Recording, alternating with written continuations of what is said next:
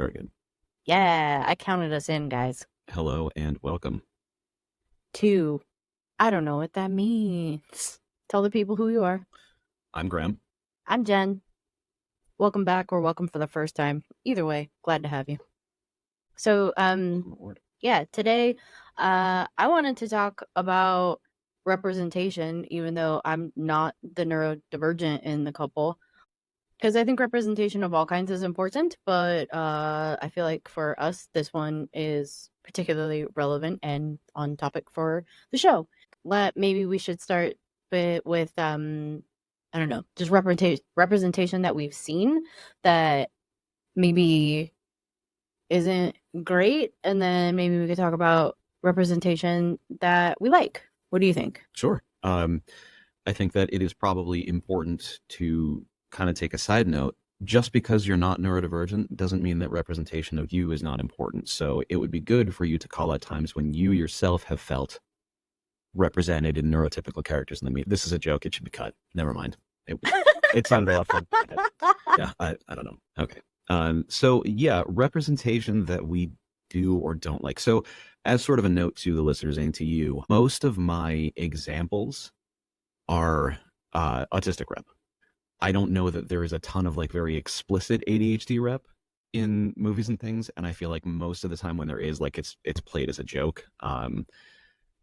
So with that in mind, but in terms of things that we have not particularly enjoyed, the classic, like, this is not good representation is Dustin Hoffman in Rain Man. I feel like that comes with a certain caveat that you have to point out. You know, the film was made in the early 80s, whenever it was, and understanding of autism was significantly different than it is today. I think most people who knew what autism was back then knew it through the lens of someone who had like super high support needs, someone who was constantly in crisis, needed a ton of support and everything, and it was the kind of thing that people used to refer to as low functioning. You know, somebody who was just completely nonverbal and totally like sort of locked in. I think a lot of people think of it that way today still because, again, representation isn't great, and also like, I mean, the fear mongering with vaccines and stuff like that's the kind of thing people were pointing to. And it's just, I don't know, that there's a reason it's called a spectrum disorder, right? Like, Yeah, so, yeah. we are all pretty different. I know a fair amount of other autistic folks, and none of us are like exactly the same. You know, there's a lot of, one of the things that goes on very, very much in kind of the online autistic community is just people sort of comparing notes. You know, just like, oh, mine presents in this way, or I don't. We talk a lot about like, I didn't get the math and science autism. I got the like obsessed with cool rocks autism or whatever. So there's a lot of stuff around that. But yeah, Rain Man is a particular thing. And like I said, a product of its time, a product of a much more narrow understanding of autism as a thing. Plus, don't quote me on this, it's been forever since I've seen it, but isn't it sort of implied that he like, it's like the result of trauma? Like he watches Tom Cruise as a baby get scalded by some hot water and like it makes him. Truly don't remember. And also, there's just something I feel like where you have to be cautious with those kind of films because like that is a major studio production. It stars two even like still enormous hitters, and it's to make money. It's not like to do a good job representing people. It's not like people will say like, oh, it's a feel good. It's a fucking white savior moment. Like, I don't, even as a film, I feel like it's questionable through the lens of time and exposure. Sure. And I mean, there's a point to which it's not like they completely made shit up out of whole cloth. There are definitely like sort of standard quote unquote autistic traits. He has, his obsessions, he has his special interests. He's got to watch Wapner, and he Wapner. Right, and God, I should have rewatched it or something in preparation for actually talking about it. It kind of isn't now. But yeah, it's not super great representation. And I have a bit of a pet peeve about, I wouldn't even say a bit or a pet peeve. It fucking irritates me when we cast people who don't know when we cast someone as an autistic character, but they're not themselves autistic, or at the very least, no, you know what? No. You wouldn't. What was God? What's the movie with Fisher Stevens where he's in like I don't know. Short Circuit? Short Circuit, when Fisher Stevens, a white man, is in like Indian blackface, basically. Oh, and that's an isolated incident. No, but sure. that's my point, right? Is that I don't. There are plenty of actors. I guess this is like a now versus then kind of thing. At the time, I don't know how many people who were genuinely autistic were like trying to be actors in Hollywood, but also I don't think that character is canonically autistic. I don't know that they ever say like this is an autistic person or whatever. I think he's just sort of described as weird, and everyone's just like, we don't know what's wrong with him. Or I think at best they might call him like a savant. Is that a term that's used anymore? I feel like it's really gone by the wayside. The last time I heard it was actually one of the other characters I want to bring up, Rhonda and Trick or Treat. For the listeners, hell yeah, the little girl, top 10 film, let's go. It's fantastic, I love it. But the little girl in the witch costume, in the storyline about the kids who go to the lake, is autistic, and she's explicitly described as they use the R word to describe her, and then another character corrects her and says, no, she's a savant, which is, savant or idiot savant were terms that were often used to apply to us. And that is the last time that I can remember hearing that term used. And even then it's like 2011 or whenever it came out. And even then I was like, really? We dragged that one out of the back. But even then, like, it wasn't right. Like it felt like it was incorrect at the time, even though they were trying to like use the right wording, I guess. I don't know. That's kind of the problem, right? Like, people don't know what to say or what is correct without talking about it, and thus here we are. Here we are. Yeah. So yeah, there are. I'm sure there are plenty more instances. I could have done a much deeper dive, and honestly, if we revisit the topic, I might want to. Wait, you would want to focus on this really hard? Listen. Weird. As we talked about in the last episode, I am often under a great deal of pressure to come to the table with like all the possible information that there is, just so that I can make sure I cover every aspect of the, of the thing. And so coming into this without a list of 500 characters who in some way feel autistic or autistic coded or ND coded or whatever else is difficult for me. I'm so proud of you.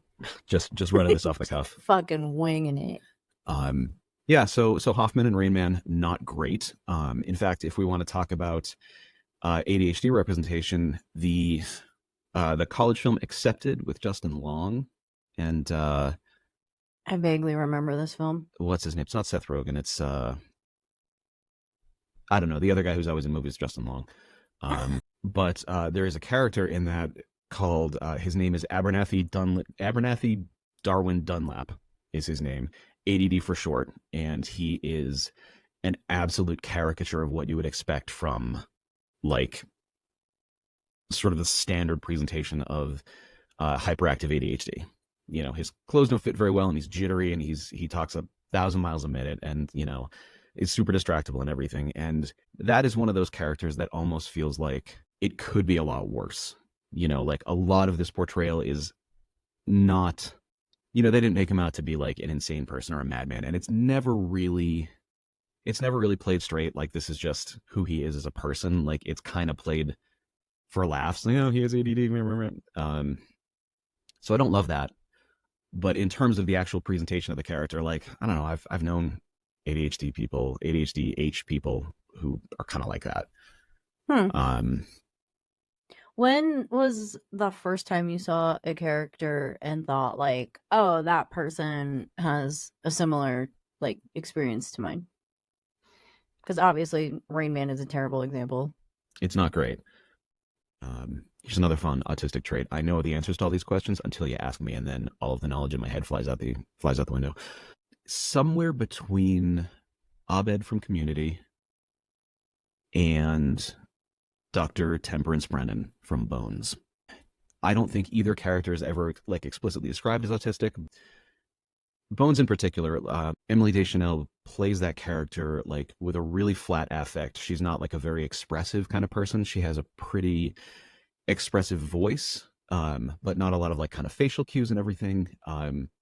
That character is actually kind of where I learned the phrase "I don't know what that means," because it's very common for her to say that in response to things. She has no like actually sort of opposite of Abed in this case. She has like no knowledge of pop culture at all. And so the other characters around her will communicate in pop culture references, and inevitably she's just got a flat, I don't know what that means, or I don't know why that's funny or whatever.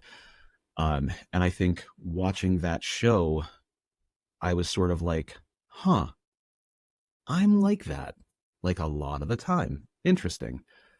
And then Abed is, I think Abed was kind of like a sort of a breaking point for a lot of people who were undiagnosed or otherwise didn't know that they were neurodivergent. And with that character, the thing that really drew me most is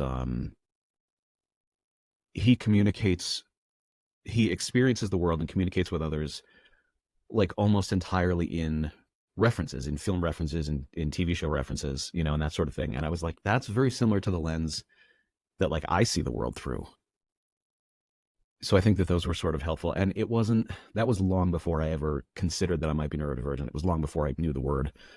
And even myself, talking about, talking as we were when I was talking about Rain Man, about like my only experience with autistic people until comparatively recently, like in the last, I don't know, maybe 10 years, was with those people, was like somebody, somebody's cousin or, a brother of somebody who I knew passingly, but it was the kind of person who had extremely high support needs and was completely nonverbal and would like rock or had like really vigorous and obvious stims and things like that, and that, I think that's part of why it took so long for me to kind of come around to it, because I was like, well, that's what autism is it's the people who are basically like shut off from the world, which makes it hard to look at myself where I can like sort of function in society and in social situations and whatever, and go like, oh, I'm that as well. But as you said, spectrum. But Abed he's clearly able to communicate. Dr. Brennan is clearly able to communicate, and I mean, she's like a super rare thing. I went down like a little bit of a K-hole about the concept of forensic pathology when I was watching that show, because I was like, shit, that's interesting. And there aren't very many of them. It's apparently like it's a super narrow field, and it's apparently something that's very, very difficult to get into and to become, is forensic pathology. Tight. I'm sorry, what was the question? What was your name? It's Graham. Yeah, thanks. That's a medium coffee. Here's what I think is interesting about both of those is that I think both of those characters are funny. Like, they are different types of humor, and the shows are different entirely. But that's something that I think has made talking and awareness about spectrum disorder like more accessible. And I don't know, maybe my judgment is a little bit prejudiced because comedy, but it's also how like I became aware of autism, like even being a thing, was through comedy, because I don't know, in my early 20s, I think is when I saw it, was a documentary called Asperger's or Us. And I know that is not the phrase to use anymore, but also like that's what the group named themselves. It's a comedy troupe of people with autism, and like they're fucking awesome.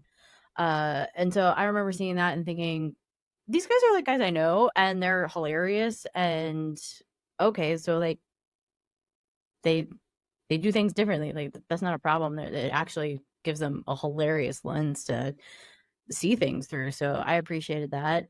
And then I also read around the same time The Curious Incident of the Dog in the Nighttime by Mark Hayden. And again, another character that was just like, this person is funny in a way that like other people are not. And instead of like thinking that's weird or super cringe, like I think it's just a cool another expression. And so I don't know, maybe that's a super positive first kind of introduction, but I didn't really know anybody in life that like I could definitely look back and go like, oh, I think they were neurodivergent, but maybe it's just because I didn't like have that paradigm in my mind as a way a person could be, because now like I have friends that I definitely am like, oh, for fucking sure. And it helps me interact with them and not like, I don't know, have some of the conflict I feel like I've seen like friends and coworkers have with those particular people. There's yeah, I mean, getting back to, the double empathy problem right there is like we, my catchphrase with regard to like neurodivergent folks is we're not a different species. I've said this a million times to everybody, and sometimes people are like, wow, I'm surprised. I've had people tell me like, really, you're autistic? And they don't believe me or whatever, because I can kind of hold eye contact and I can hold a conversation. I think that they have that mental image of Dustin Hoffman, or Right. of those kinds of like really high support need kind of autistic folks. But yeah, we're not a different species. We're the same thing as you. We're all human beings. But an analogy that I think sort of makes sense sometimes is we run different operating systems, or like we have different hardware. Like you're an iPhone and I'm an Android, which actually does kind of make sense because iPhones basically work, and they're designed, or not designed, but they're straightforward, I guess, and relatively uncomplicated. Whereas Androids, you got to hack them together before they do what you want them to do, and they're a little quirky, and they don't always do the things that you expect them to do. In your mind, am I the droid or the iPhone? You're the iPhone. No, you're the fascinating. Yeah, like your shit just works. Your brain just does what you expect it to do. Mine, I have to install a bunch of third party things and run through testing them over the course of several weeks before I can. That's so funny. I feel like it works either way if you even flip it, because like iPhones are, I feel like, so off-putting to. Oh, this is interesting. Now that I'm thinking about it, all of my ND friends have Androids. Anyways, they find the iPhone obnoxious to use because it's meant to be user friendly. Wow, shit. Huh. Yeah. Noodle on that, bitches. I feel like there's some deep wisdom there that I had never considered. But yeah, getting back to it, that's the thing, is that like we're not we're not aliens. We have basically the same processes and everything. They work differently. And now I can't remember where do we start on that? You called me an iPhone. No, it was it was before I made accusations of being mass produced in suicide factories in China. Yeah, I don't know. It's gone. All right. Well, that happens. No, I think it's funny that you bring up comedy in the context of neurodivergence, because like the percentage of comedians who are neurotypical, I think, is really, really small. Bitch, who are you telling? Like, I spend a lot of nights with these assholes that sure are. Like, yeah, I mean, anytime that I would go with you to a show or go with you to a mic or whatever, like, I definitely walk away from it being like, yeah, well, that guy's one of us, or she's one of us, and I think that guy probably, the guy in the middle who made a bunch of jokes about like surfing or whatever, he's probably doing fine. He's probably normal. That actually does kind of bring me back around to where we were going. Is double empathy, right? And the idea that we don't see eye to eye, and that's a huge oversimplification, but neurotypical folks, y'all tend to be a lot more aware of like social cues and of subtext and kind of things that are unspoken, whereas not all neurodivergent people, but mostly autistic folks, we're much more aware of like direct experience, right? So like the words that you're saying and what I know them to mean, and like we're usually pretty good at reading body language, and some of us can we're empaths, but we have like a good, usually like a good read on like how you might be feeling or whatever. And so we tend to kind of respond to the really obvious things in your communication, the things that we can directly perceive, right? Whereas a lot of neurotypical communication tends to involve a lot of things that you don't say. It's like jazz, it's the notes you don't play, right? But you're able to have a conversation with another neurotypical person entirely in sarcasm, or entirely in like body language cues that I might not necessarily get or whatever. Like body language is such an individual thing that, your eyebrow quirk might not mean the same thing that mine does. So until I know you very well and I know what that means for you, I can't really interpret that correctly. And so anyway, the point that I'm making here is that there is a real name for this for the listeners. It's the double empathy problem. And the basic gist of it is neurotypical folks don't understand how neurodivergent folks understand the world and perceive the world and communicate, and vice versa. Neurodivergent folks don't really understand the way neurotypical people communicate and experience the world.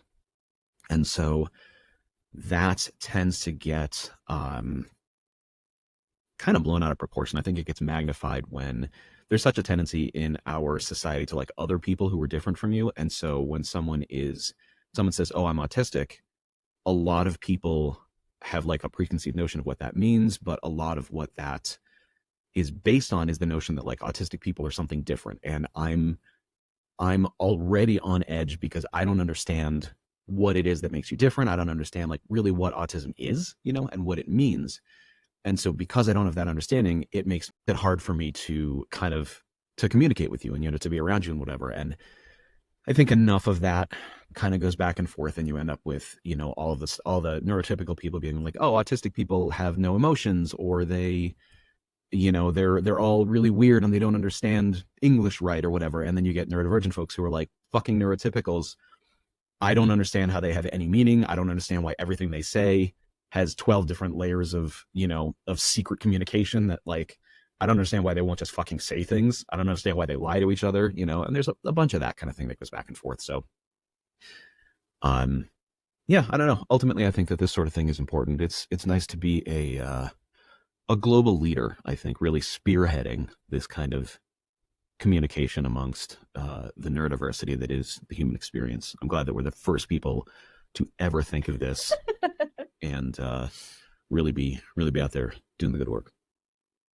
I mean, I know that you're joking, but imagine if I weren't. Well, like one of the things like why I have even suggested this, I looked around and like there are neurotypical partners in neuromixed couples like doing podcasts, like doing YouTubes and whatever. And there are also neurodiverse people doing the same thing, but they're not regularly doing it together with their partner. And so you are sometimes getting both sides of the story and like after the fact kind of communications. And like, I'm not saying there's not value in that, but like, I like the fact that we're both sitting here representing kind of both sides of the table. So we are spearheading shit. It's an alliance. It's a strategic It's an unholy alliance. I like that better. Yeah. You should always make it metal as hell. That should be the tagline. An unholy alliance. Okay. Do you have any other characters that you want to bring up that we haven't talked about yet? Or do you want to talk about the new shows we're watching? Oh God, a really good example of like very mainstream autistic character who isn't specifically called out as such, but is very clearly autistic is none other than Captain Raymond Holt. That dude is the greatest character ever to grace primetime television. Andre Braugher, rest in peace, bro. R.I.P. R.I.P. Pouring out for Andre Braugher. Masterful, really. And I don't think that I've ever seen him in anything else, so my association with him as an actor is with Captain Holt. I think he does like really serious stuff that like I would never watch because I don't want to cry. Yeah, he did both Homicide, Life on the Street, which is one of those gritty cop shows. Ironically, I love true crime and I hate cop shows. And then I think and yet Brooklyn Nine-Nine. And then I think immediately after Homicide, he went into The Wire, which is similar. Oh, and I had to give up on The Wire because I was also wanting to jump off a bridge. So I'm given to understand that. I mean, it's good, but oof. No, he's great. And actually, as far as like representation that really resonates with me, I don't think of that character very often unless we're like watching the show. And then I'm like, oh, right. I feel a certain kinship, a very deep kinship with Captain Raymond Holt. So many people that like my work friends have said, I wish my boss was Captain Holt because he's honest. He tells you what you want. He's supportive when you are like doing your thing. Like it's so many of the best qualities of neurodivergent people, like front and center in that character. He's great. And he's fucking hilarious. Also true. Yeah, no, that is really a great character. And this is where like this is one of those cases where he's never referred to as autistic. He's never like specifically whatever, but like he's pretty clearly. I don't know if that character was like modeled after someone or if Andre Brower just came in and did his thing. We should look into that. I would be interested to know whether he was like based on someone or whatever. But yeah, no, excellent representation there. And it's basically completely positive. There's never really like I mean, they don't show him having like meltdowns very frequently. It happens, I think, 2 or 3 times over the course of the show. Yeah, in regard to his husband, Kevin, who honestly kind of seems coded too. Yeah, absolutely. And they're adorable. Yeah, that is the most truthful relationship I think that there can be, is just two autistic folks. And even there's like a couple of episodes in there that are largely around like they don't communicate the same way and getting around that. Yeah, no, hate cop shows, but that one has a special place in my heart. For fucking sure. Also Rosa, to a lesser degree. Yeah, okay, I could see that for sure. And I think that part of that may actually I shouldn't guess. I want to say that Stephanie Beatriz herself is possibly somewhere neurodivergent. I don't know. I don't know for sure, but I feel like that's kind of a swing because literally everyone is possibly. Well, like, how often are we diagnosing this? Fair. Captain Holt is outstanding. Mentioned Rhonda. That show that we watched recently, Lessons in Chemistry, starring Brie Larson. Wait, we have to shout out my book coven. It's not a club, it's a coven. Whitney at Western Sky selected Lessons in Chemistry for our book, 2 months ago? And I read it so fucking fast. And then the girls in the coven said, hey, this is a show. Is anybody watching it? And I was like, well, I guess that's what we're doing this weekend. So I put it on and we loved it. It was so good. The author's name is Bonnie Garmus. Garmus? I don't fucking know. I'm doing my best out here. But yeah, I'm honestly like, I was pretty sure you were gonna like it, but I don't know. Having read the book and then like not really knowing what to expect, I was like, wow, I actually am pretty happy with the show translation. The book is obviously always different from film, but I feel like they did a good job. Yeah, I went into it blind, knowing nothing about it, and I did really like it. The two, I almost don't want to call Calvin a lead. He features pretty fucking heavy, dog. Right. I'm trying to avoid. Don't plot spoil people. I know, that's what I'm trying to avoid doing. But the two leads are pretty clearly neurodivergent-coded, pretty clearly autistically coded. Brie Larson's character, for sure, and then I think maybe to a lesser extent, Calvin. But being that the show is set in the 60s, the late 50s and early 60s, I want to say, there's no mention, of it. And honestly, being a woman in the sciences in the 60s, she has like bigger problems, many greater things to contend with than, potential, neurodivergence. But the notion of autism is not a new thing, but the word is. We coined the term autism not that long ago. Mm-hmm. The very first person in history diagnosed with autism, his name was Donald Triplett, and he just died like last year. He was, I think, in his 80s. So, I mean, he was born in the early 1900s and was, the first human being ever called that. So the notion of a diagnosis of autism is a really recent thing. And for various fucked up reasons, for a very long time, it was considered that only boys were autistic. Which is actually, fun little tidbit, the reason that we don't like to use the blue ribbon anymore, because it was blue for boys. So, oh, I didn't know that. Yeah. So when we see a lot of older kind of autism support iconography uses that blue ribbon for it, and that's why it was blue, was because it was thought it was something that only affected boys. That's interesting. All the sexism that's going into that is just making me want to jump out of a fucking window, because the expectation of it only being boys, like there's so much going on with, oh, well, boys will be boys and that's just how boys are, and fucking God help you if you're a girl and you're like that, because you are really not meeting expectations. I can't even imagine. Well, that, and I think that sometimes autism in women like kind of presents in ways that sort of align with what was expected from a woman for a long time. Number one being shut up. Yeah. Mm-hmm. You're quiet and reserved, and you're really into whatever your special interest is, which, I mean, in the 60s, God, I hope it was sewing, or Yeah, like something feminine or you're in fucking trouble. Right, exactly. So I think a lot of times that's why it was considered to be, because it was the boys who were presenting as autistic were probably quiet. They were probably fairly reserved. They weren't like man's men, being very stereotypical males. And someone was like, well, something is wrong here, and so um they happen to not be completely mistaken. There is something not wrong but different. But they came at it from absolutely the wrong fucking direction. Yeah. On the topic of Elizabeth Zott, the main character in particular, before we got started, I asked you if you had looked into if any of these characters we were talking about were intentionally written as autistic.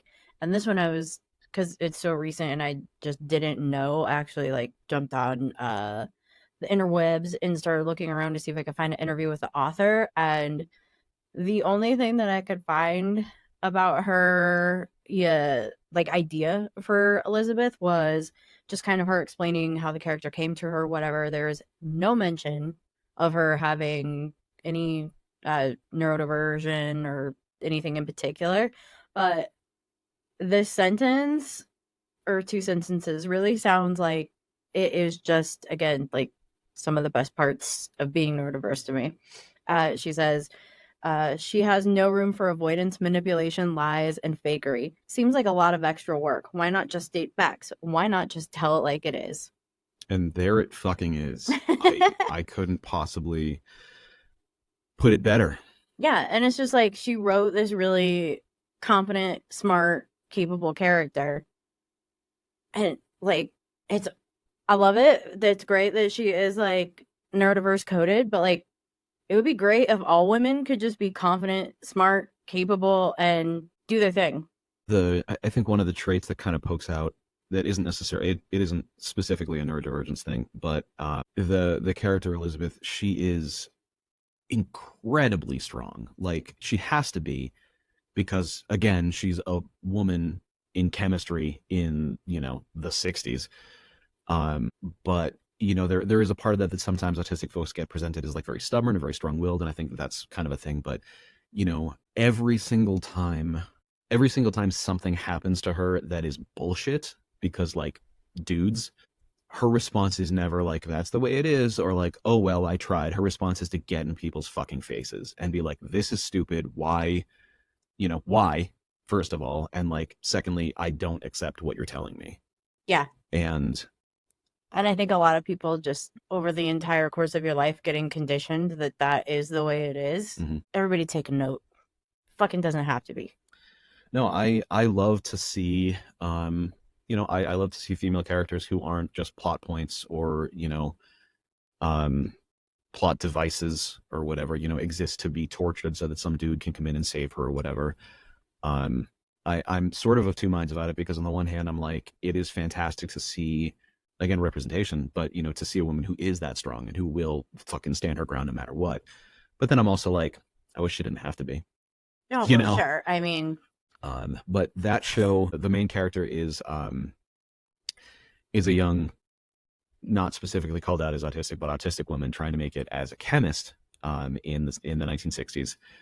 And one of the other really significant characters is her neighbor and later friend Harriet, who is a black woman trying to be a black woman in the 60s. Which is different from the book if you've only read the book. Oh, fair enough. But a lot of Harriet's storylines are about, they're trying to build a highway like through her neighborhood, and her fight to get that not to have, to fight that and everything, mm-hmm. and just the struggles with that. And then we see Harriet's husband, who is like a top surgeon or something, but again, black man in the 60s, mm-hmm. and how that affects him and everything there. And so anyway, the point of it is, I spent, I'm going to say, a good 30% of the time that I was watching that show, so angry I was vibrating. Yeah. There is, and I mean, like, I know I'm not trying to like score points with anyone or anything, but just, you know, for those of it is a cute show and it is like a fun show and brightly colored and everything, but it's pretty real in a lot of places. And if you're the kind of person like me who gets uncontrollably furious about like injustices for no fucking reason, I shouldn't say for no reason, there's no reason for injustice, you know, about injustice and things like that, be warned, you're gonna crack some teeth watching this one. Yeah, I wouldn't recommend binging it, but it's so good. It's a lot in one go. Yeah, you're gonna want to watch that, and then you're gonna want to follow it up with 2 to 3 episodes of something that is a cartoon. Yeah, that has no conflict, like Venture Brothers or something. Yeah, something light. Brock, autistic, maybe. You think? Yeah. Is he just toxically masculine? I mean, also, what's the difference? The two aren't exclusive. Yeah, I said what's the difference. Don't come at me. I know it was a difference. It was a joke, people. Everything we say, he needs to be taken with an asterisk. Yeah, Brock, both of the boys. Obviously, Rusty is fucking clinically insane. Yeah, you can't. No, speaking of shows where the entire main cast, Bob's Burgers, the entire family, plus Teddy. I think Jimmy Pesto is probably. It's just the world. Like, there is no one on that show where you're like, yeah, they're okay, they're crushing it. Yeah, I mean, I started to kind of like dig into it a little bit and really think about it, and like, it's almost everybody. I mean, the food inspector with the hair who's in love with Linda, you know. The kids are not okay on that show. Like, it hard stop. No, yeah, absolutely. Like the entire world is just full of neurodivergent people, which is great, which is fine. That's why it's so fucking fun.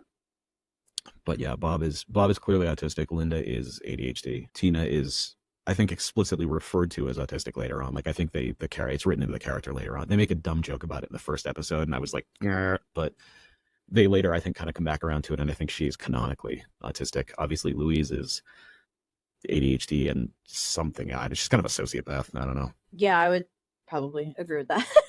And Gene is probably ADHD like me. I feel like I see kind of both sides of that in him, but he's a musician. He's obsessed with music. He likes the same foods. Yeah. Okay. He has a really weird, or really unusual sort of like vocabulary and like his word choices, and a lot of his jokes come out really from like really left field. I think the only thing you have more in common with Tina is your love of butts. I do love a butt.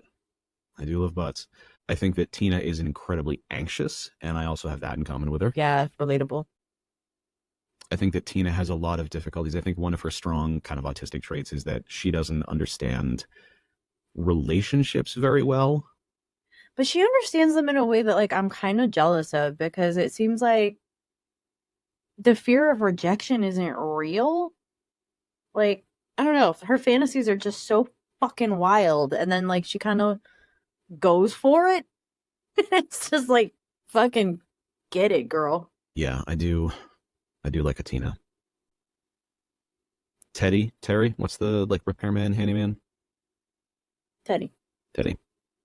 Mr. Fish Odor, Mort, the mortician from next door. All right, are we just naming Bob's Burgers characters? They're all, I mean, everybody. I'm reaching to try and think of a character from that show who I don't think is some stripe of neurodivergent. All of the kids, the music teacher, yeah. This has been Bob's Burger. This has been a recap of Babe. I will now describe all 9 seasons or 12 seasons or whatever it is of Bob's Burgers from the beginning. Each description will be approximately the length of the episode, so buckle in. It's going to be a minute. The other one that I have had on my list for a really long time and have never really sat down to watch is there's a Korean drama, K-drama called Extraordinary Attorney Woo. With this, the trailer looks so fucking awful. With this young woman, yeah, I don't know if they do a bad job of the trailer or what it is, but she's explicitly, like, canonically in universe autistic, and I'm told that it's like really fun and it's not like, you know, shitty representation. All right, well, I can't speak to that because I haven't watched it again because the trailer made me want to poke my eyes out. Yeah, there's a degree to which I kind of hate representation that is designed to sort of normalize like fitting into society. You know, like I don't want autistic representation that is basically like, yeah, you're autistic, but you're good at this job, you know, or you're good at this thing, this function in capitalism, you know. I don't love that kind of thing. I don't want to see autistic representation that kind of like gamifies masking. Yeah, exactly. You know, with an asterisk like that. Like I said, I don't want it to be, yeah, you're autistic, but yeah, you know, and that's why I think you get characters um like Abed. You know, no one's ever like, oh, you know, he's autistic, but he can he can hold a conversation, or like he's good at school, you know, or he's good at like these quote unquote normal things. You know, no one's ever like, oh, Captain Holt, like in spite of your clear, you know, brain works different, you're good at being a cop or whatever. Like I don't want it. I don't want to see representation like that. I really like, and I think this is probably true of everyone, but I really like representation where a character just is, and they're not like their traits, you know? Right. I think that there's a real trap there, too, especially if you've got like a mostly neurotypical writer's room or whatever it might be, where the thought is, and I don't think that it's intentionally, that it's trying to be shitty. I think that it's genuinely like, trying to include representation, trying to, you know, be good or whatever. But like, if an autistic, taking a shortcut when you don't actually include those people.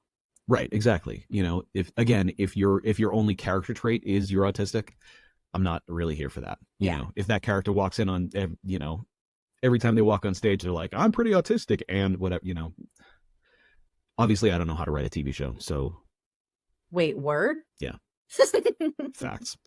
Big facts. Let's talk about the show we're watching right now, because it's fucking me up. I haven't seen you cry yet, but I spent entire episodes crying my face off watching Life and Beth.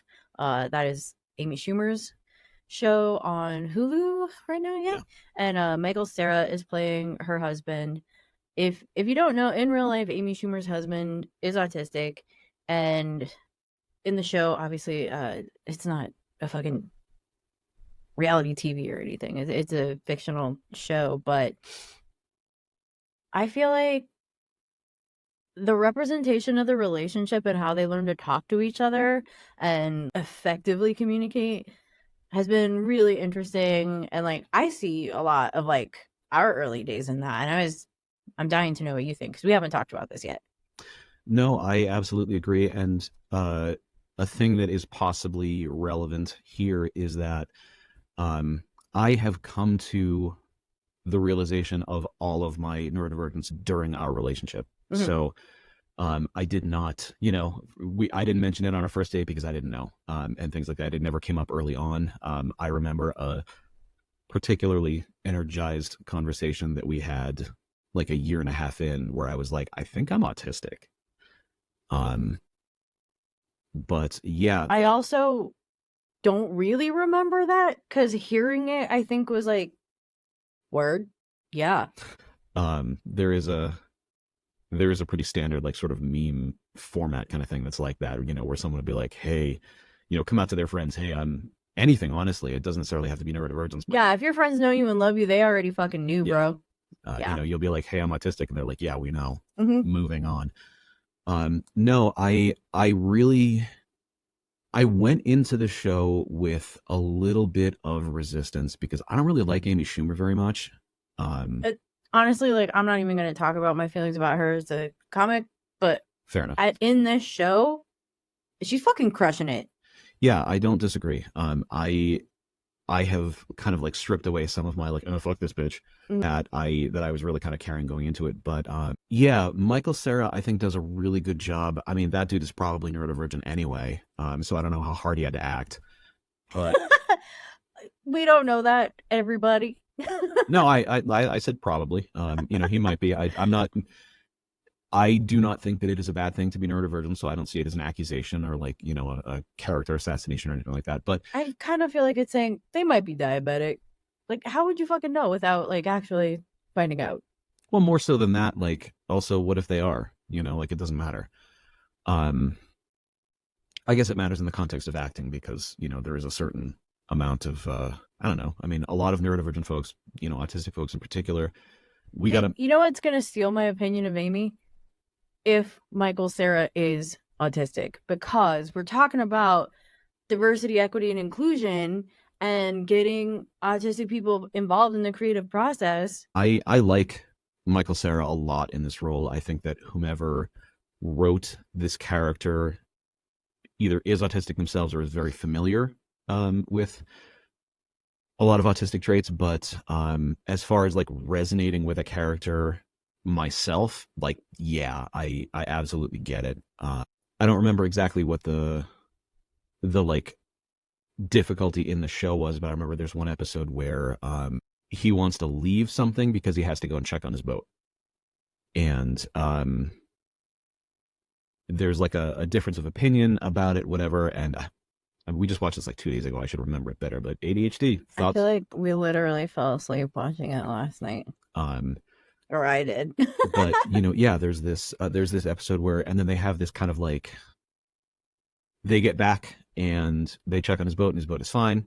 And then Amy's character Beth kind of calls him out on it, and is like, okay, like I was having fun at that thing, or it was important that I was at the, I can't remember what the thing they were at was. Oh, it's her friend's like mother's funeral or father's funeral or whatever it was. It was the homegoing service that he was like, I have to leave, I have to check on my boat. And so anyway, Amy's character is like, it was really important to me to be there. And like, we left for this like trivial thing, like what the hell? And he's like, I had to check on my boat. And then she keeps telling him like, I'm feeling this way. And this is the experience that I'm having, whatever. And all he can say is, I had to check on my boat. Like, he just keeps sort of insisting that. And then she kind of calls that out. Is like, you keep repeating that.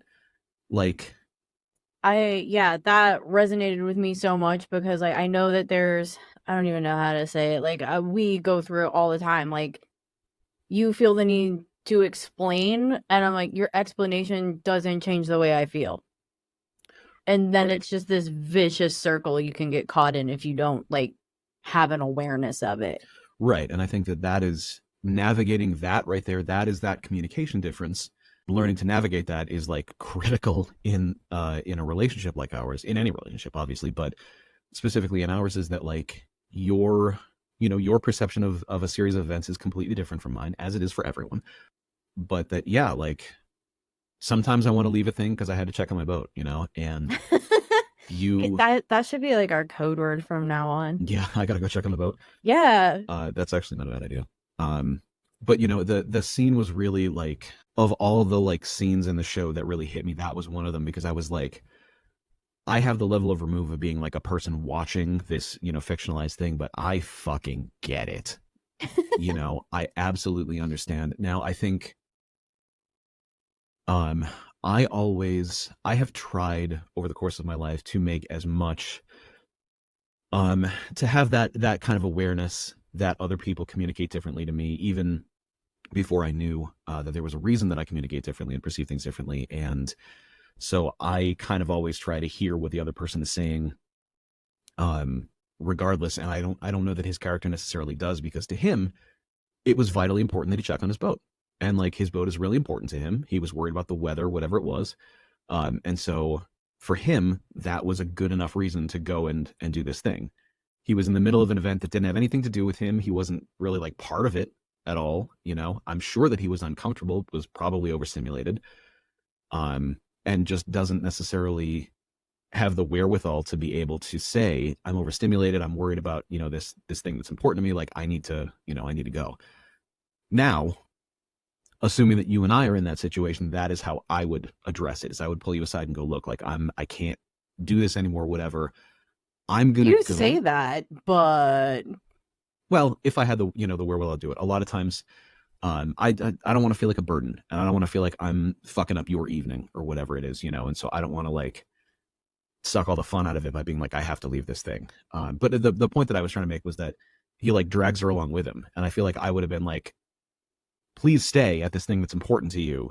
I gotta go, and I feel like that's kind of where a lot of the kind of crux of that argument comes from, is that she's like, I'm at this thing that's important to me, and you kind of drag me away from it for something that I feel like is trivial. But again, he just over and over, the character says it like 4 or 5 times, I had to check on my boat, and like she's not hearing what he's saying.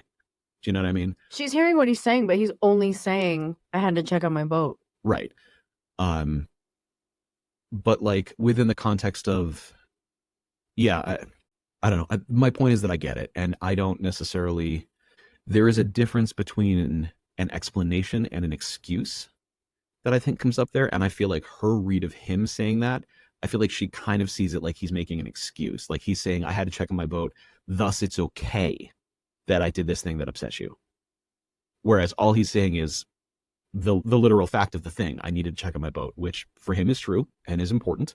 But it doesn't change how she feels. Right. So right, exactly. Her point is, that's not fucking helping, shut up. Right. And that's, I think, again, kind of underlines the communication difference where like he doesn't understand that her experience was different. Her experience of the sequence of events was different to his. Mm-hmm. And that her experience is just as important as his is, Well, perception is reality, right? Like, we've gone through it where I'm like, look, whatever, I know this might not be logical, but this is how that made me feel. Sure. And when you don't just like say whatever your motivation was for it, no matter what, because like I understand that it does get perceived as like, you guys think that we think you're making excuses, but you're explaining. But like when that phrase hits my ears, it's like, it's the same fucking thing. I get what you're saying. I feel like the difference is when you're making an excuse is like justifying a thing, is like. Then what's an explanation doing? An explanation is historical. It's a statement of fact. Yeah, but it's also like why you did it. Sure. So what's the difference between an excuse? When I make an excuse, I am telling you that your reaction is incorrect. But trying to explain it away also makes me feel like the word away there is doing a lot of heavy lifting. So no, but like that's my perception. It's not different. No, right. Right. But yeah, that's the thing, is that's kind of where I am, and I think where that character is coming from too, is he's like, I'm not trying to downplay your reaction or anything like that, but this is the fact of the situation. I had a thing I needed to do, and so I did the thing. And then for you to hear that, for me to say to you, I needed to do this thing, and then you say, well, I'm upset because of the fallout of this thing, because we left something that was important to me. Mm-hmm. And then I go, but I had to check on my phone. Right. Then I think you hear in that, and this is a great example of like neurotypical subtext and whatever, I think you hear in that, it doesn't matter what your feelings are, because my need to do a thing was more important. And that's what I mean. It's a difference between like an excuse and an explanation, is that I guess the first time that I say it, it's an explanation. And then the next time that I say it, for me, it's still an explanation. I'm still like, this was a situation that needed solving. But the more I kind of harp on that point, the more you're going to hear it as, I don't care what you feel, or I don't care. Exactly. Yeah, exactly. So I think that that's that scene isn't necessarily played as being like crucial, like incredibly vital to their relationship. No, but it's like so fucking important. And the fact that we're even talking about it right now, and like, it's not even like, oh yeah, that's like not even a problem for us anymore. It's like, it is definitely a thing that will come up again, and it's just part of life. Like, nobody's perfect, and like being able to, I don't know if I would say like we had like blowout fights over it maybe more than like once ever, but it is gonna come up. And I feel like even in a not neuro mismatch couple, people don't know how to fucking communicate, and they don't work on it. Right. Like, at least we have, like, I know these are barriers that will come up, and logically, like, maybe not in the heat of the moment, I will get my emotions together and come back and talk about it logically, but like, it is helpful. And I don't know, I've said it before, I think this is honestly like the healthiest relationship mentally I've ever been in, just because I know we have to like talk about things in a way that you're going to hear what I have to say and I'm going to hear what you have to say, and like actually pick up what each other's putting down. Yeah, no, the same for me. I wonder sometimes, had I known before what difference it would have made in previous relationships, but I mean, it doesn't matter. I don't wonder. Fuck those bitches. No, just kidding. Yeah, well, they're in the past for a reason. That was so aggressive. I'm sorry. Yeah, I think that having that kind of neurotype mismatch as we do is like sort of unexpectedly beneficial from that perspective, right? Is that like we both know that when it comes to like more difficult conversations, like even if we're basically on the right, like the same side of something, like we're coming at it from very different directions, and that matters. And that's, you know, we have never had a fight where we have like fought about something that's a basic fact, you know, like it's always something I've done or something you've done or that upset the other, or you know, I don't know, a preference that one of us has that got in the way of things, whatever it might be, you know. I think like that is like the biggest source of any conflict we've had, was just like one of us not understanding what the other person was feeling, was going to feel, or like perceive. And how, you know, and how, right, exactly, how that affects you and things like that. I think that the thought that occurred to me while you were saying that was like, sometimes there are some topics that affect us both.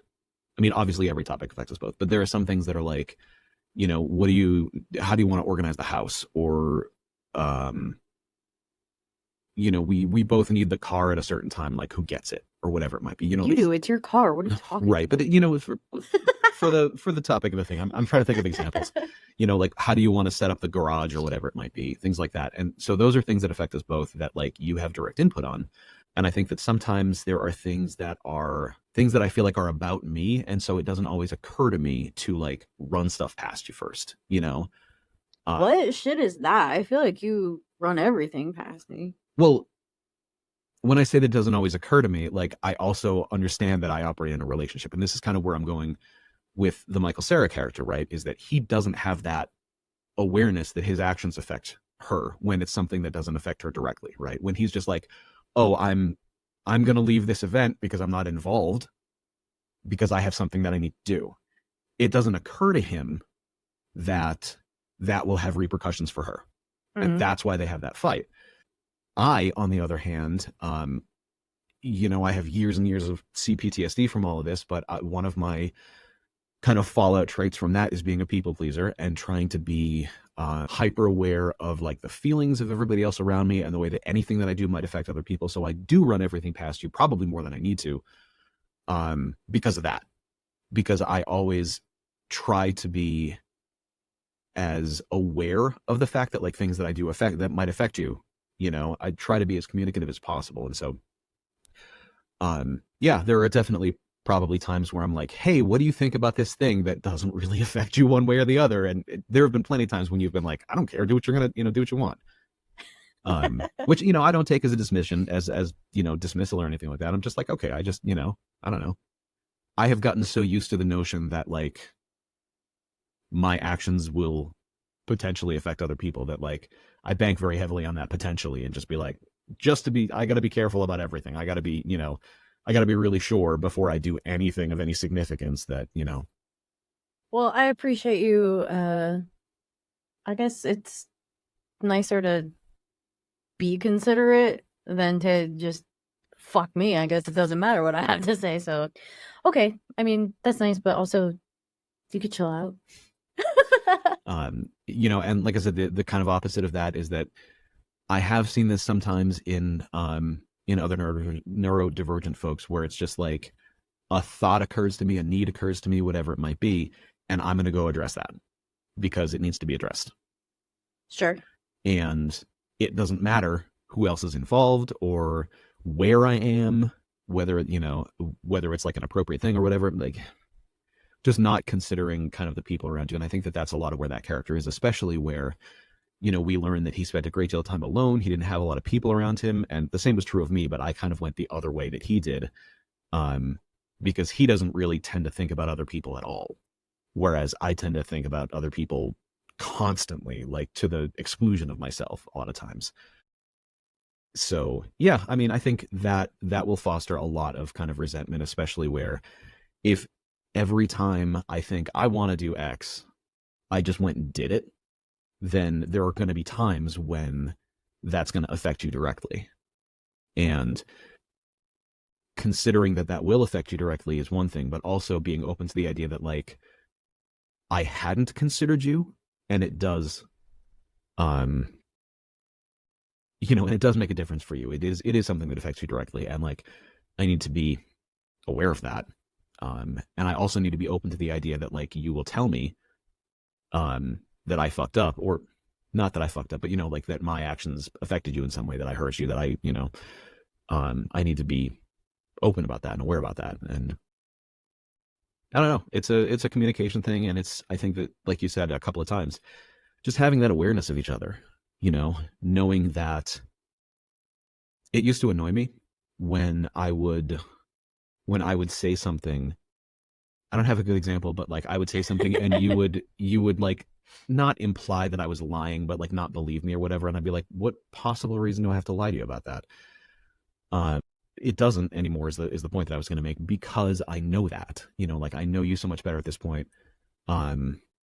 That being able to say something to you and you being like, I don't think that's true. And I'm like, okay, well, it is, so you can take it or leave it. And I can't control your reactions to things, but I need to be open to them, and I need to be aware of them. And, you don't always hear things in the way that I say them. It's, it's that standard, like, I had to go check on my boat. I will tell you something that's just like factual and, has no subtext or anything like that. And you'll sometimes look at me askew and be like, what does that mean? And I'm like, it means exactly what I said. Like, I just look at the words, ignore everything else. So yeah, I guess we should wrap it up. We need a cute closer. Yeah, we do. Anyway, folks, thanks for joining us. That's another episode, mostly me talking about myself, and the occasional witty and insightful commentary by my beloved. Someday Graham will ask me a question. What would you like me to ask you? Oh my God. Bye. You can find us on social media, on Instagram at idkwhatthatmeans.podcast, or if you happen to be on Blue Sky, idkwhatthatmeans.bsky.social. Or you can contact us by email at idkwhatthatmeans.podcast@gmail.com. We hope you have fun or learn something. Probably not both, but hopefully both. Probably not both. Anyways, thanks for listening to I Don't Know What That Means. Thanks, y'all. Bye. Bye.